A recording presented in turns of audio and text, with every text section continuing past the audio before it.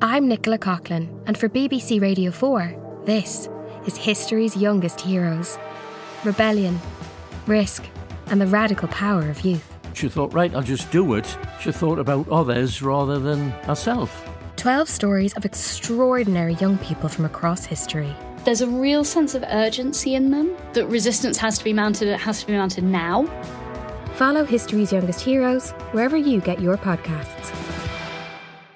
Hey, you're listening to On Purpose with Jay Shetty, and today my guests are none other than Selena Gomez and Benny Blanco. What I felt for Benny, it was everything about him was honest. He'll tell me anything that he's feeling, and it made me feel like I could do the same. If we would have met each other when we were younger, it would have never worked. Listen to On Purpose with Jay Shetty on the iHeartRadio app, Apple Podcasts, or wherever you get your podcasts. Hello, my name is Malia Agudelo. I'm a production assistant at Wonder Media Network, and I'm so excited to be guest hosting this episode of Womanica. This month, we're talking about architects. These women held fast to their visions for better futures, found potential in negative space, and built their creations from the ground up. Today, we're diving into a story about an architect whose art and activism were inseparable. From sketching designs to the first brick placed, she believed that intentional, people-centered, and environmentally conscious designs could change even the most dire situations. And she laid the foundation for modern architecture while reclaiming and repurposing Indian heritage. Let's talk about Pravina Mehta. Though her legacy is hard to trace through written records, Pravina Mehta is believed to have been born in either 1923 or 1925 in Bombay, India, known today as Mumbai. Her parents were active supporters of the Indian independence movement, often bringing Pravina and her sister to mass demonstrations. These anti-colonial protests were long and grueling, often ending in mass arrests and unjust killings. But the fight for India's freedom from British rule was essential. Growing up in this environment left Pravina with an intense pride in her heritage. She made it a point to study her history thoroughly, a habit that would stick with her all the way to adulthood. In the early 1940s, Pravina was among the first groups of women to enroll at Sir J.J. College of Architecture, the first architecture school of its kind in South Asia. She also remained active in the independence movement, which led to her arrest and imprisonment in 1942. Seeing freedom work as a full-time commitment, she chose to leave school, instead finishing her architectural degree at the Illinois Institute of Technology. Under the leadership of Mies van der Rohe, one of the pioneers of modern architecture, the school's curriculum was deeply influenced by the Bauhaus principles, like emphasizing minimalism, simplicity, and using authentic materials. Pravina immersed herself in these ideas, recognizing their potential to both modernize India and uplift its communities. So with her master's degree in hand, it was time to head back home. When Pravina returned to India, she set out to do solo research, traveling across the country to study its architecture. She traveled across farmlands and cityscapes, studying the layouts of villages and the ornate nature of temples. She photographed and sketched arcades and bustling shopping centers, slowly being reintroduced to an India now free from its colonial rule. She noticed not only the buildings, but the environments they existed in, taking in their materials and how they could be applied. This, coupled with the methods she had learned stateside, would be the foundation of many of her creations. One example of her method was the retreat she built for Uma Patel, the daughter of India's first finance minister, in the small beach village of Kihim. Completed in 1962, the Uma Patel House was designed with wide verandas and open courtyards to promote natural ventilation and cool the space. Pravina used locally sourced materials, like brick and wood, to make the house look one with its natural surroundings. Aesthetically, the house is a modern one. Influenced by the works of Le Corbusier, the house contains bold geometric forms, clean lines, and deeply recessed windows.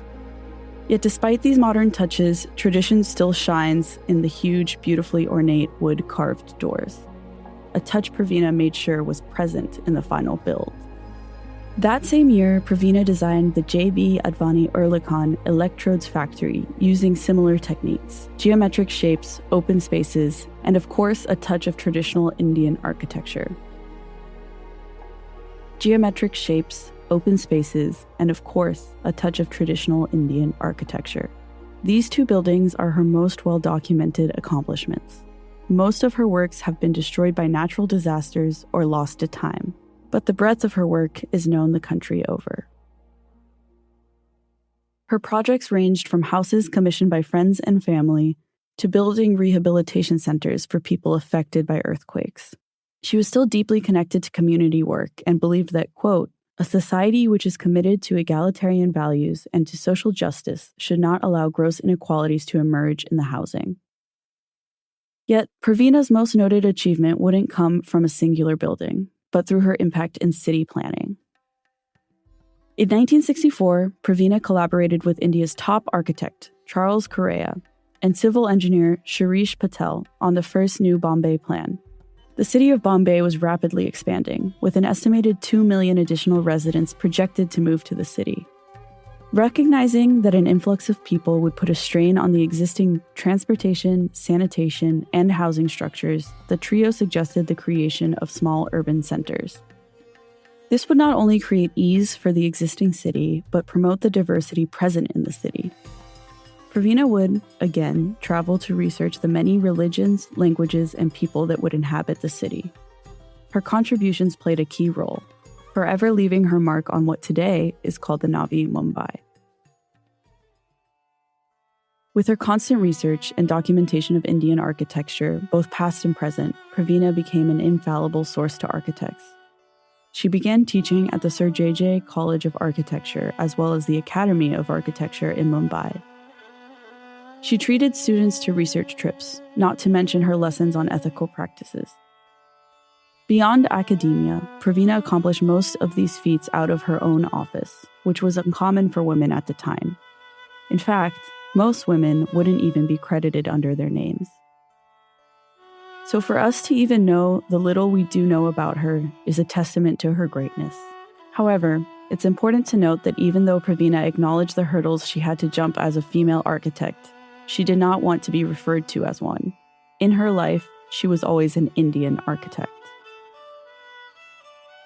Similar to her early life, we are not sure when Pravina passed. Some speculate 1988 or 1992.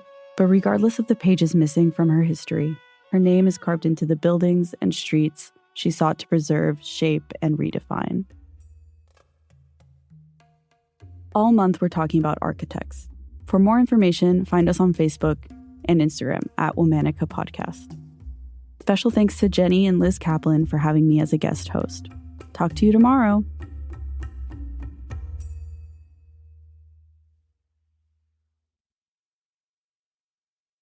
I'm Nicola Coughlin, and for BBC Radio 4, this is history's youngest heroes. Rebellion, risk, and the radical power of youth. She thought, right, I'll just do it. She thought about others rather than herself. 12 stories of extraordinary young people from across history. There's a real sense of urgency in them, that resistance has to be mounted now. Follow history's youngest heroes wherever you get your podcasts. Hey, you're listening to On Purpose with Jay Shetty, and today my guests are none other than Selena Gomez and Benny Blanco. What I felt for Benny, it was everything about him was honest. He'll tell me anything that he's feeling, and it made me feel like I could do the same. If we would have met each other when we were younger, it would have never worked. Listen to On Purpose with Jay Shetty on the iHeartRadio app, Apple Podcasts, or wherever you get your podcasts.